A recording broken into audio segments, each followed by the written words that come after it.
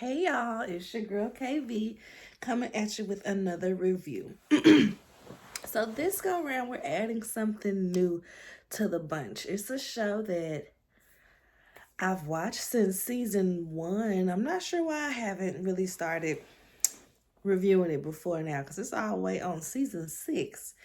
But I think because like the episodes come out in clumps and sometimes it gets hard to watch 3, 4 episodes at a time within the week and then have notes and get it done. But let's give it a go. We got a bunch of shows leaving off and some rearranges to do. So we're gonna start on The Circle, season 6, episodes 1 and 2.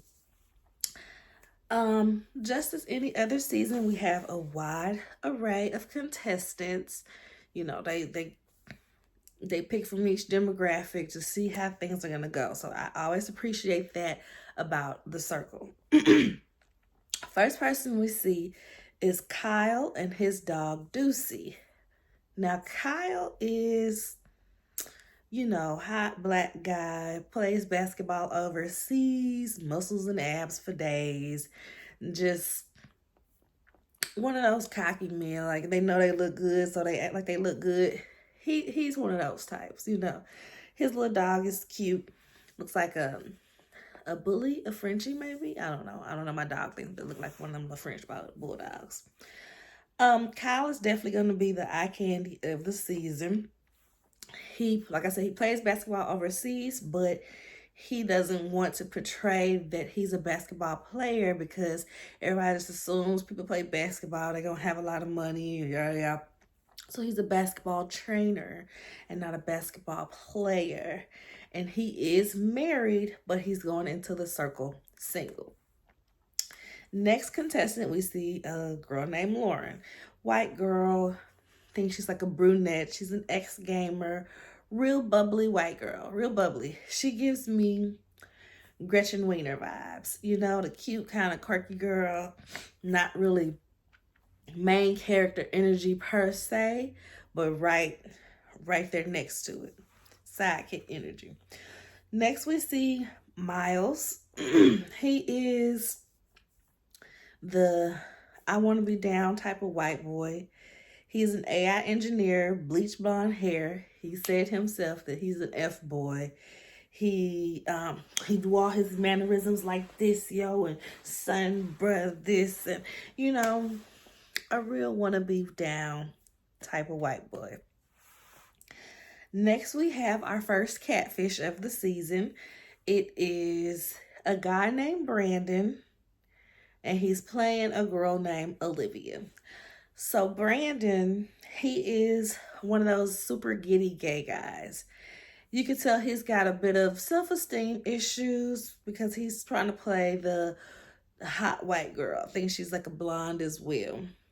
He himself said, I'm like a human Cabbage Patch doll. I'm round with no facial hair. So it's definitely giving like, okay, you're the one that has the self-esteem issues and you don't feel as confident playing yourself, so you're going to play like who you would want to be, self-esteem, looks, and everything wise. So that's Olivia / Brandon. So the first 4 are there and they have a group chat. Olivia, Brandon / Olivia was kind of stumbled upon what to say and how to respond to some things. So a few people pegged Olivia as a catfish from jump.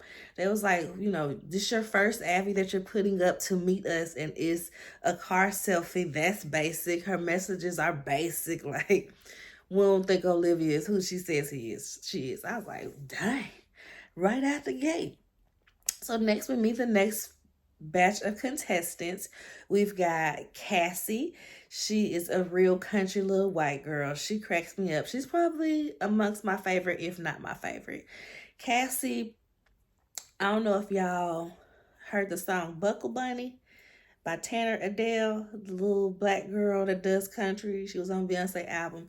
Cassie is she is Buckle Bunny's white cousin. They both from Kentucky. They got that sound about them, that real country sound. She's a divorced mother of 2, but she's recently engaged. Next we get Steffi. She's the tall, you know, she gives my little sister was the hot one and I'm the real regular looking one. That's the energy she gives. Super awkward girl. She does all type of psychic readings, astrologer stuff, and she has an emotional support skeleton. A skeleton, y'all, that she brought along with her. So yeah, like I said, awkward. Next we got the next catfish. It is a lady named Caress, and she is catfishing and playing as her little brother, Paul. There is an 11-year age difference between Caress and Paul. So, as you can imagine, that's going to introduce some problems when it comes to communicating. The brother is a rapper, so she's playing Paul, this rapper. So they join the group chat, and y'all, it's so funny. They are suspicious of Paul/Caress already. I said, baby, if they stick to their first minds, they gonna figure out these catfish pretty quick, because they pegging them out the gate. Like, that was a weird response. I don't know if she's still who I don't know if who she say she is, or oh, it's a man behind that profile, or oh, if he a dude this type of age, why would he say that? What 26-year-old says that? So hopefully they get the catfish out of here quicker.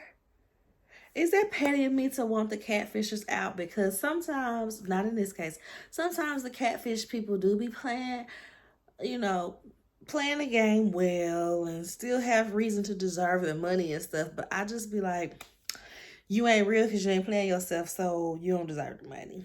That's how I be feeling half the time. So next, they play a game of yes or no. Basically, they're asking this question and they have to say would they or would they not. Miles, the white bleach blonde F-boy, is losing drastically because a lot of the questions, he's the only one that's in his answer group. So, for instance, one of the questions was, would you unfriend someone that was canceled? Everybody else said no. Miles said yes. Another one was, would you keep a secret if your friend told you they cheated? Everybody else said yes, they keep the secret. He said no. So people are starting to look at him like, oh, you're not down for the people. You're not down for the cause. Like, you against everywhere. Everybody else grouped up in the same answer choice. He'd be the lone one. And at one point, I can't remember which one the question was, but Paul was the only one that answered with Miles. And Paul/Caress was freaking out because they like, oh, snap, this the wrong end of the pendulum to be on over here with Miles. People gonna be looking at me crazy too. Like I've been looking crazy at Miles during this game. So next we see Kyle and Paul/Caress both end up private messaging Lauren. I think Kyle messaged her first. They in there flirting. Lauren calls him my Kai. So her and Kyle are bonding over video games. He asks her, oh, do you play Xbox or PlayStation or whatever? And she's like, I am a PC gamer, yada, yada, yada. They're having their little bonds over that. To whereas when Paul/Caress messages her, Caress thinks that Lauren is flirting because she was like, oh, what's up, my guy? Da, da, da, da, da. And this is the part of the show where Caress is going to get lost in the sauce with the conversation because she's portraying a different age group than what she is. Because she's like, oh, my guy. She called me her guy. Yeah, she's feeling Paul. And everybody that's watching is like, no, baby, that's just what we say. We say, my guy. It don't mean that she feeling you like that. So that conversation didn't go as well as Lauren and Kyle because by the end of that question, they both thinking that each other is catfish. Lauren thinking that Paul/Caress is a catfish. Paul/Caress thinking that Lauren is the catfish. Next, we see Cassie, the real country girl, and Miles personal chatting. And they started bonding as well. They're like, us blondes got to stick together. So That'll be interesting to see the bleach blondes, Cassie and Miles, and if they truly have an alliance or if they was just talking. Next, we see Olivia and Steffi. And you remember, Olivia has been played by Brandon. I believe she is a nurse, which Brandon is a nurse, so he knows those things as well. So Steffi and Olivia / Brandon bond over their careers of helping people. Like I said, Olivia as a nurse, Steffi as a tarot card reader, psychic, medium, all those things. So next they have to rank. At every episode they get an alert. Well, not every episode, but every so often they get an alert. They have to rate who's their top, who's their bottom. So the ranking goes as followed. Number 7 is Paul. Like I said, most of the people have kind of figured out, but Paul might be a catfish because he's not keeping up in the conversation like they would expect somebody of his age to. Tied for number 5 is Cassie, and I put Cassie and Paul, but it must be Cassie and Miles. It must be Cassie and Miles because I don't have Miles on it. So Cassie and Miles tied for number 5. Number 4 is Kyle. Number 3 is Steffi. I was surprised that Steffi got as high as she did. Number 2 is Lauren. Number 1 is Olivia / Brandon. This was very shocking to me because Brandon had already had a meltdown at the first conversation because he felt like he wasn't vocal enough. They didn't get a taste of my personality. They probably don't have anything to go off of on me. And he literally was crying because he felt like he bombed his first conversation and he could be the one to go home. So for him to get number 1 was very shocking. So instead of the usual where the top 2 are made influencers and they have a little secret side meeting to decide on who's they're going to vote off, who they're going to block from the chat. This ain't how this gonna go. Instead of voting somebody off, they each see a set of people that they get to pick a new person from. So Lauren is picking her person. She picks Max because she's looking at the picture and she's like, oh, he's a dog lover. Dog lovers are always good people and da-da-da-da. Max is the AI. This season is introducing a whole AI, y'all. Got its own little apartment, the little AI, open whatever box in there, just sitting there talking and explaining everything that AI would. So she picks the AI Max. Olivia / Brandon picks this hot black girl named Corey Tyler. Smoking hot, y'all. That's how they describe it. But she's a pretty girl. And you can kind of see some of the girls like, ooh, I think Lauren straight up said like, oh, I'm intimidated. Like Corey is that girl. So this is where episode 1 ends and we see a season trailer for the show. And it look like it's going to be a whole lot of drama. So I said, yeah, I might as well go and do reviews for these because I'm going to be watching it. I'm going to be talking about it on Twitter. So I might as well put it out on YouTube. See if that brings new people to my page, y'all. So I'm doing these reviews by the 2s. So episode 2.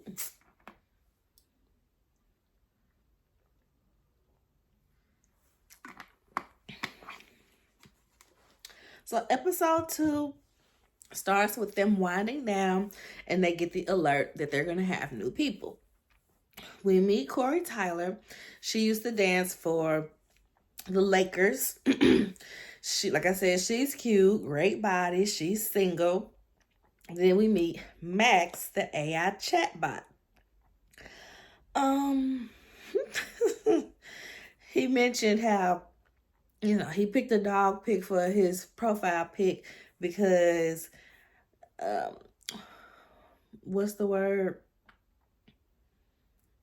I can't think of the word, but he picks a dog for his first pick because studies show that people that have dog pictures up, they get more likes. So AI chat box knew this, picked a dog pic. Group chat, Everyone is loving Max, y'all. Nobody is suspecting that Max is not real or the AI. Well, they don't know there's an AI yet, but they're just not suspecting anything. Everybody loves Max.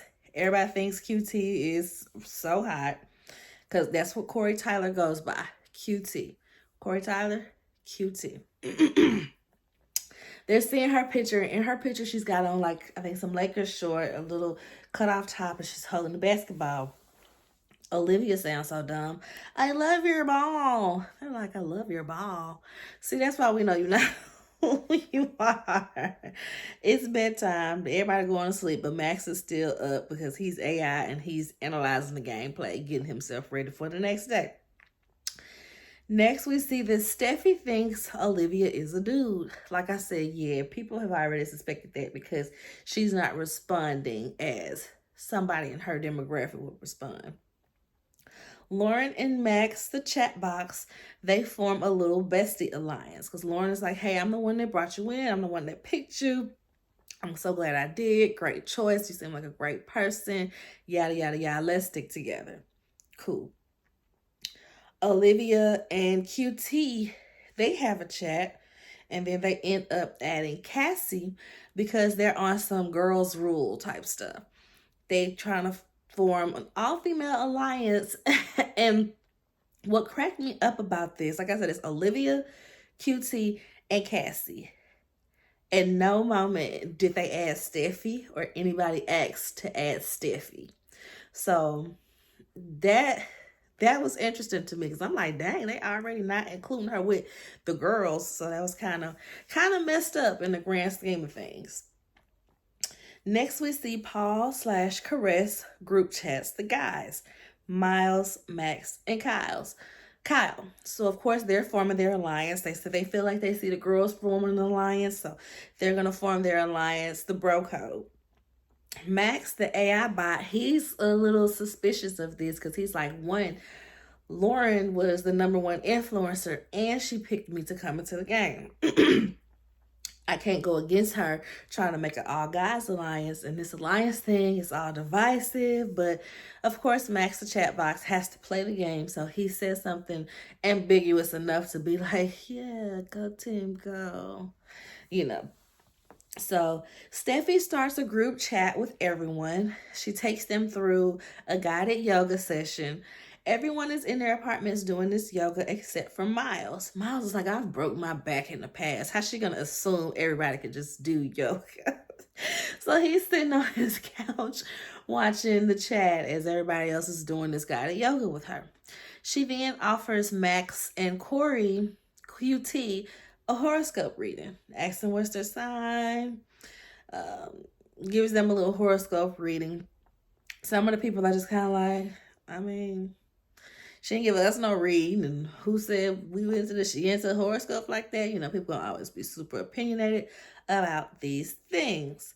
So next we see Paul/Carice chats with QT trying to get a fake girlfriend or alliance. Oh, maybe she gonna be my boo after this.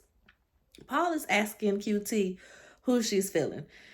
QT is like, I don't even know you like that in her head. She's just like, I don't even know you like that. And she's saying these things, but in a very gentle, subtle way, because we out the gate. How you gonna come in my message and the first thing you saying to me is, yeah, what you think about this person or who you feeling? So she was just kind of swerved that question and asked Paul what his rating was last night. Y'all, that cracked me up because, you know, Paul was in the dead bottom last. So QT is sitting there like, oh, you trying to find some allies because you was in the bottom. Oh, okay, cool, bye. So next we see they have an alert. They have a little game time called Wrap It Up. They gotta write raps. They get 15 minutes. They gotta write about one of the other players. So Lauren raps about her boo Max. They call each other bippity boppity boos. So she raps about the chat box Max. That's who she's got her alliance with. That's who she brought in. They're besties. Max, the AI, he rapped about his circle bestie Lauren. So that was good. Everybody kind of saw the line drawn in the sand. Like, okay, Lauren rapped about Max. Max rapped about Lauren. They got something going. Store that in the brain for later. Steffi raps about Paul, y'all. And Steffi starts throwing shots at Paul.